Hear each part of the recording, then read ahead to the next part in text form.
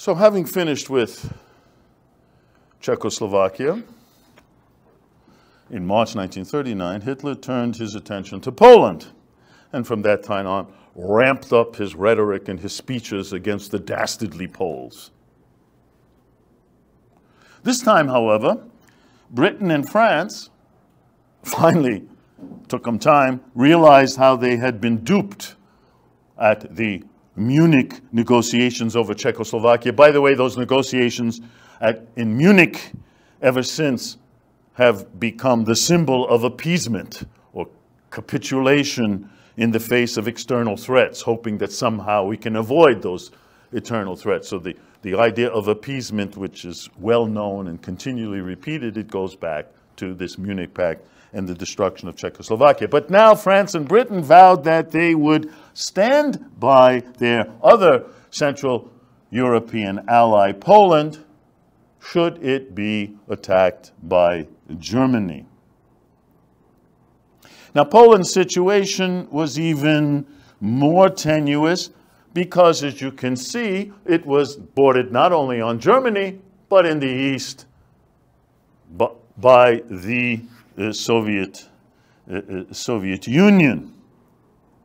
And the Soviet Union itself. Stalin was becoming increasingly anxious about Germany's moves in Central and Eastern Europe. And so Stalin would welcome some kind of agreement with Germany. Now, for its part, Hitler's Germany had always considered Bolshevism an anathema, detested the Bolsheviks. In fact, during the 1930s, the Nazis had, in fact, systematically annihilated the formerly strong German communist movement. But a solution to the now Polish question seemed to have more importance at the moment. And so both Stalin and Hitler put ideology aside, did a diplomatic about-face, and approved the signing between August 19 and 23, 1939, almost 1 year, just a little under 1 year after the Munich Pact. Now we have a non-aggression treaty between the Soviet Union and Nazi Germany, known as the Ribbentrop-Molotov Pact, named after the foreign ministers of each of the countries. This German-Soviet treaty provided for 3 items: a trade agreement including a 2-year German credit to the Soviets for 180 million marks. So now the Germans were giving money to the Soviet Union. A 10-year non-aggression pact. For 10 years there should be no conflict military between these two states. And then third, there was a secret clause providing for a demarcation line between the Allies, just in case at any point war might break out. So they wouldn't have any problem. So they created this demarcation line, which is on this map here. Goes down the Buch River, and this almost similar to the present-day boundary between Poland and also Belarus and Ukraine. And by the way, during this whole period, now Soviet newspapers are filled with pictures of their new ally, Adolf Hitler, and how wonderful Nazi Germany is. Hitler, of course, had already formulated plans for an attack on Poland.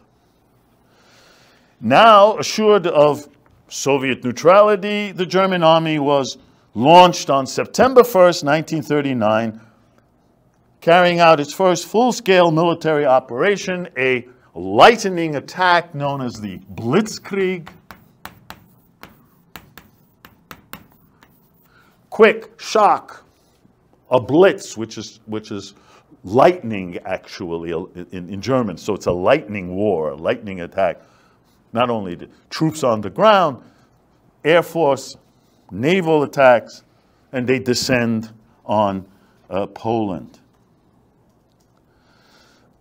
Britain and France actually did honor their pledges to their Central European ally, and so both Britain and France declared war on Germany on September 3rd. World War II had begun, although their declaration of war had no effect on Hitler's military operations, because it was a lightning attack. And despite heroic efforts at defense, Polish armies were sorely outnumbered in troops and outmatched in military equipment. So that within 3 weeks, Poland was brought to its knees. And as in the late 18th century, Poland now again ceased to exist. The German successes from the West made possible a Soviet advance from the East. Soviets kind of waited for the Germans to do their work, and then they come in from the East, beginning on September 17.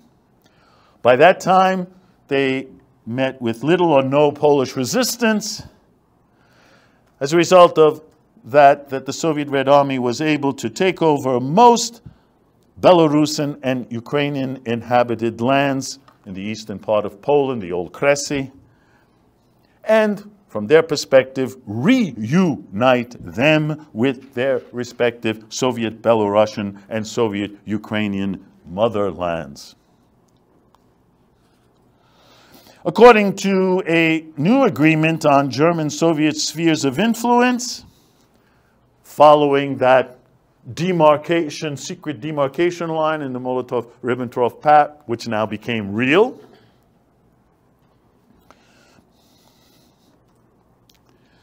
Ukrainian territory east of that demarcation line became part of Soviet Ukraine, while Ukrainian inhabited territory to the west of the line, only small areas of the Chelm region and Podlachia, also the Lemko region in the south, they became part of something known as the Generalgouvernement Poland.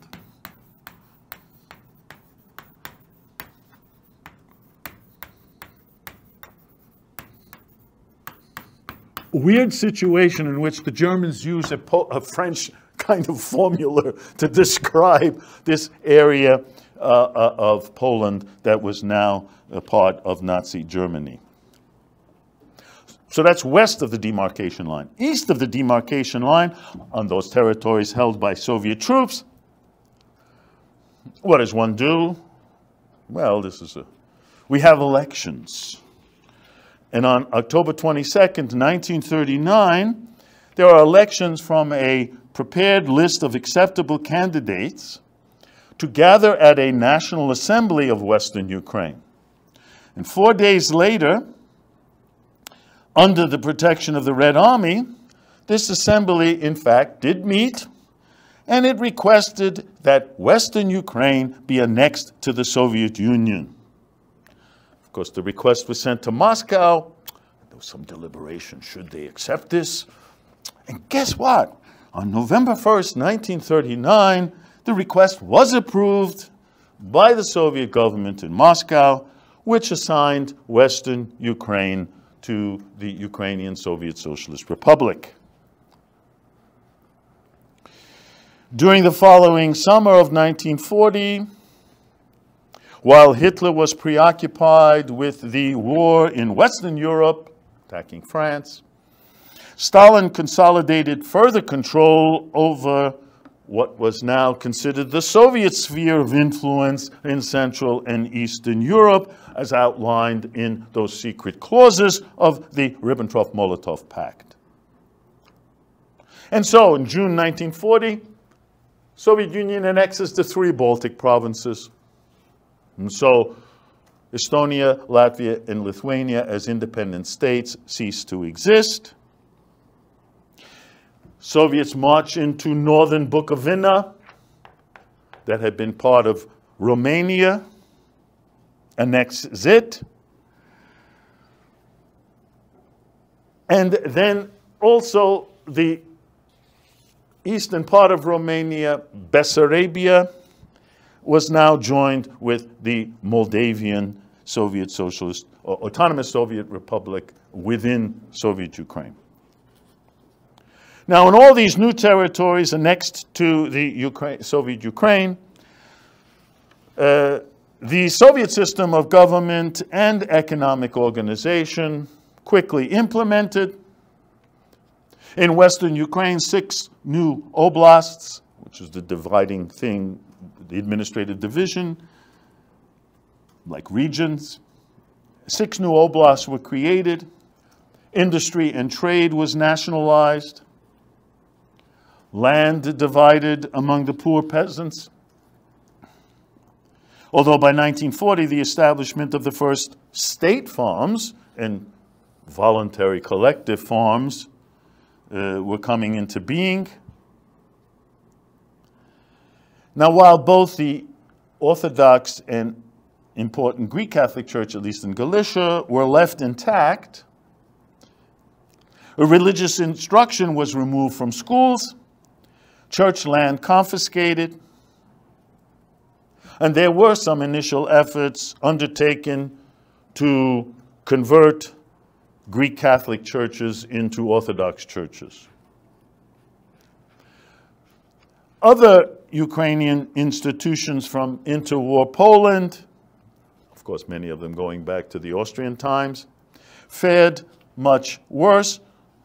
All former political parties, cultural institutions, including the Prosvita Society and the Shevchenko Scientific Society, those cooperatives that were so important, newspapers, all of these were now abolished.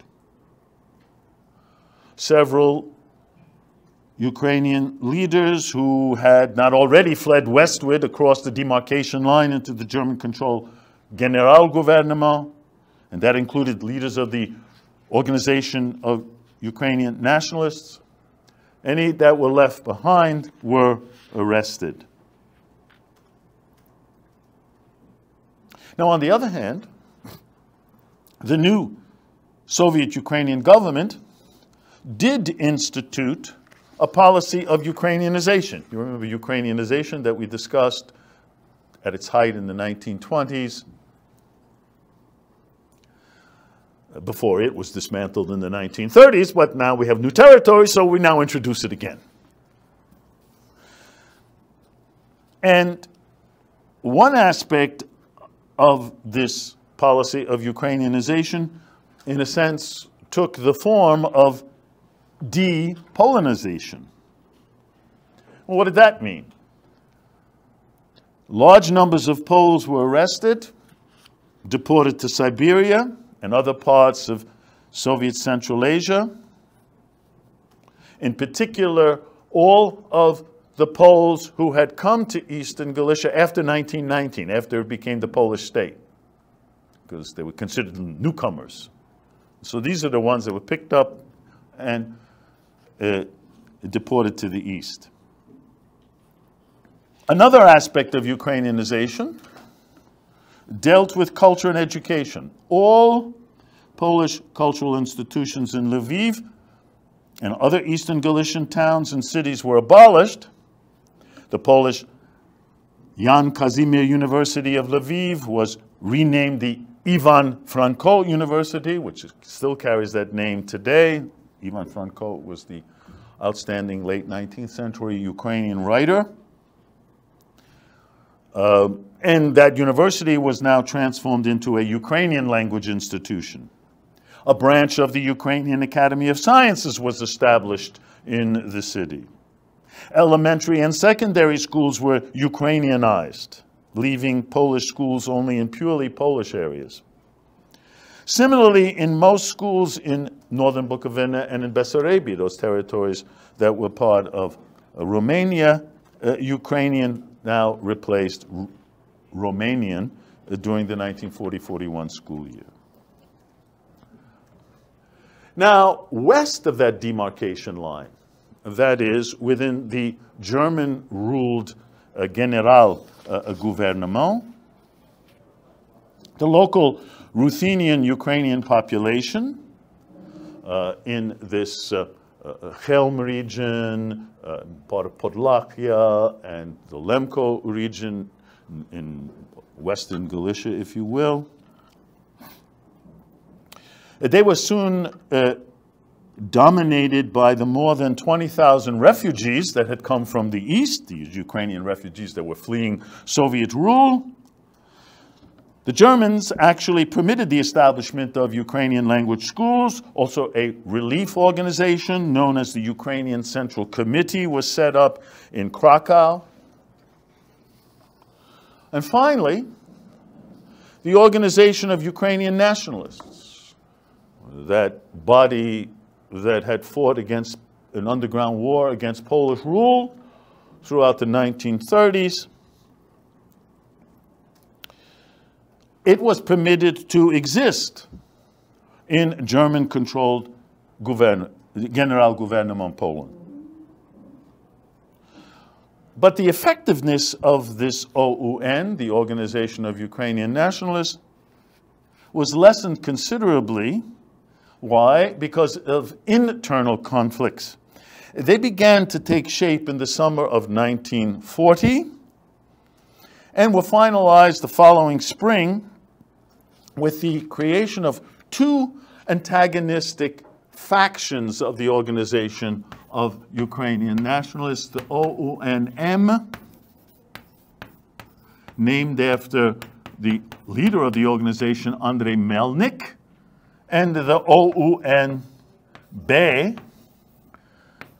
by a younger group who disagreed with the leadership of Melnik, led by a man named Stepan Bandera, who was imprisoned under the Poles and then was released. Both of these supporters of the so-called Melnikites and the so-called Banderites fought with each other in an attempt to seize and dominate the leadership of the OUN. And this factional strife within the ranks, as well as all Ukrainian life, whether in the German-controlled Generalgouvernement to the west of the demarcation line, or the Soviet-ruled Ukraine east of the demarcation line, all of these matters were soon to be overwhelmed completely by an entirely new development: Nazi Germany's invasion of the Soviet Union.